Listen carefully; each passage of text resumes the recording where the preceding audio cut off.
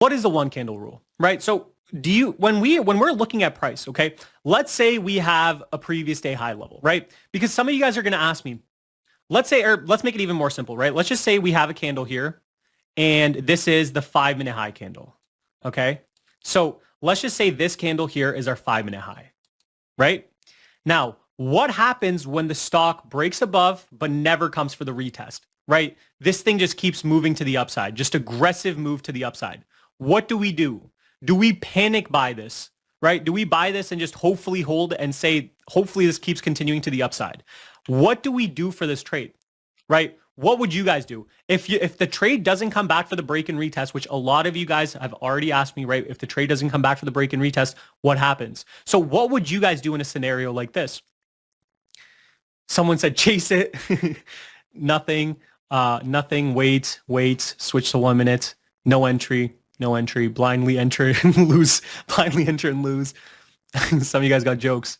Wait for the candle, no trade. Okay, so here's the thing. That happens sometimes, right? Sometimes the 5-minute high break may just break and move to the upside too aggressively, right? Same thing with the previous day high, right? We have the previous day high and low candle. This thing may move and just not retest. So luckily for us, right, we have a setup that we can use in this, right? We have a setup that we can use that will help us catch these trades even if we don't have the break and retest of the previous day high or the 5-minute high. Now, how would we do this?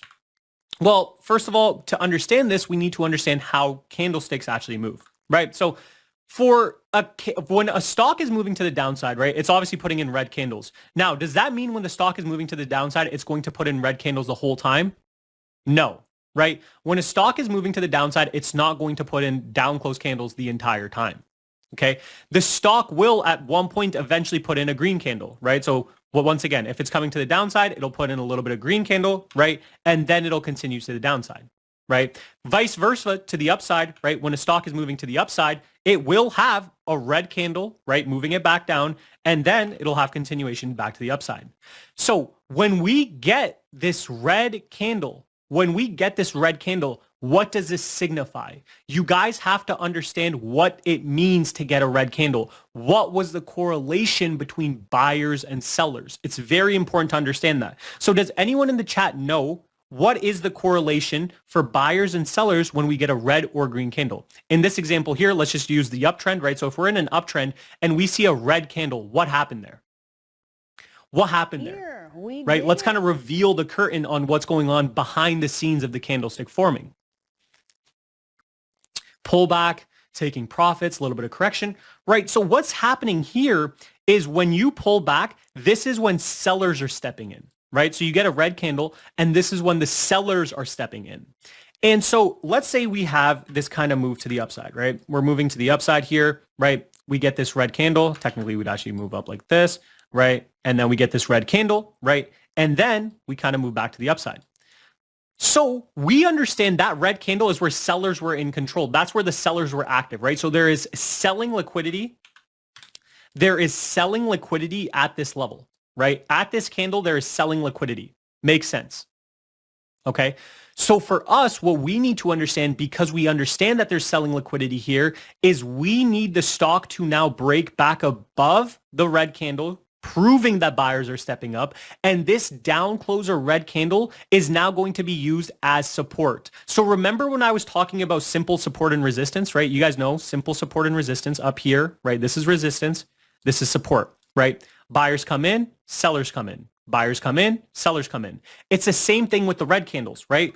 With the green candle, right? Green candle to the upside, that's buyers stepping in. For a red candle to the downside, that's seller stepping in. So same thing with price action, right? When you get this red candle, this now turns into that previous resistance into support, right? And this will make much more sense when we actually get into the real examples as well. Okay, I'm just trying to explain the behind the scenes of why everything works.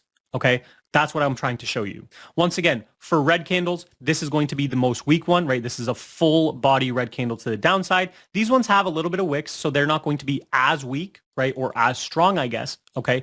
But we want to make sure that this is kind of, you understand which way the down close candles are forming, right? Now, when we look at it in the real charts, how can we actually use it? The way we use the one candle rule in the real charts is simply by marking out the previous down close candles, right? Does that make sense? So when we have, let's say, for example, here, right, this high down here, we have the 5-minute high technically right here. Okay, we have the 5-minute high and we have the 5-minute low, right? So you have the 5-minute high right here and you have the 5-minute low right here. Now, with this 5-minute high and 5-minute low, you can see there was a down close candle right here, right? This was the highest, and it's very important to remember, you want the highest down close candle for an uptrend. So because we have this highest down close candle, this is where buyers need to essentially hold the stock above, right? If we're going to retest. So you can see we break above.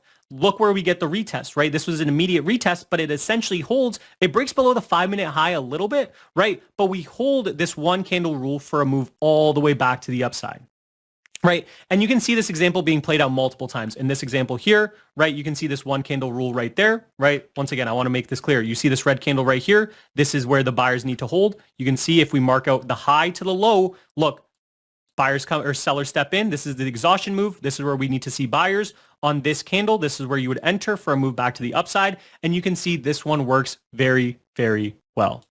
Okay.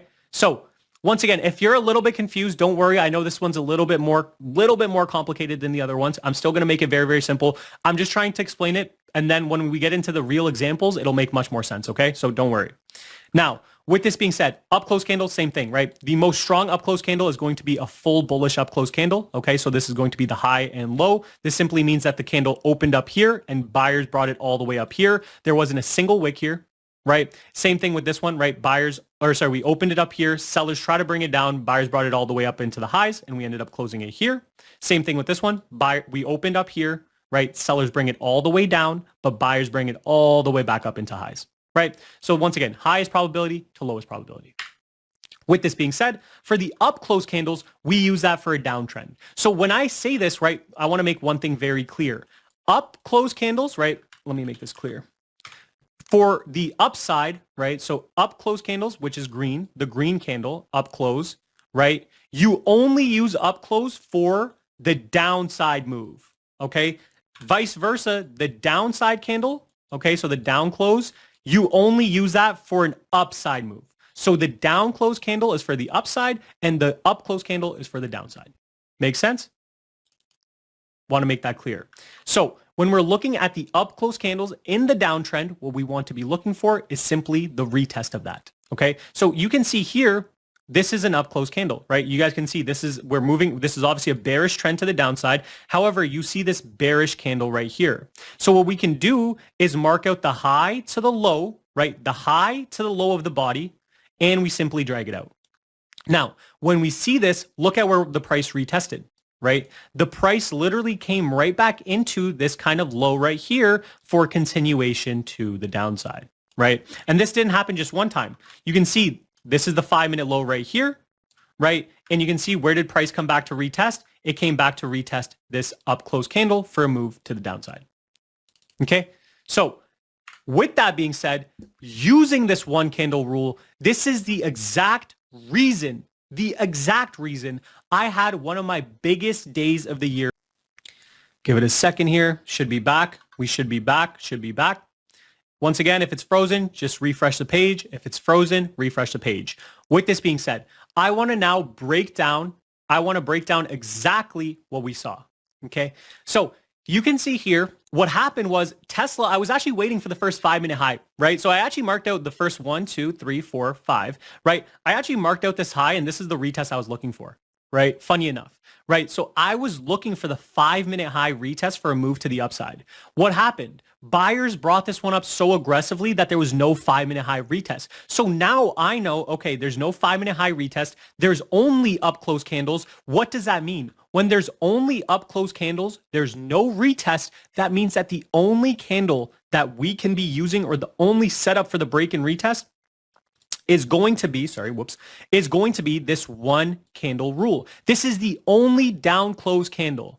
This is the only down close candle of the entire day, right? So that shows me that buyers, if we are going to step up or if we're going to pull back, it is going to be the only one down close candle, okay?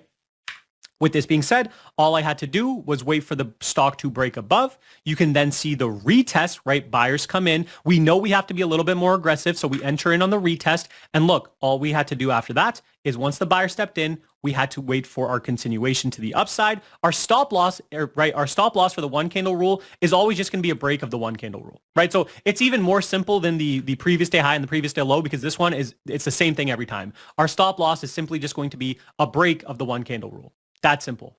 Okay. Does this one make sense to you guys? Do you guys see how I use the one candle rule? Do you guys see how I use the one candle rule? Do you guys see exactly how to use the one candle rule? Does this make sense? Correct. All my entries are on the 1 minute time frame. The one candle rule I use is going to be on the 1 minute time frame. Correct. With this being said, let's kind of talk about the execution.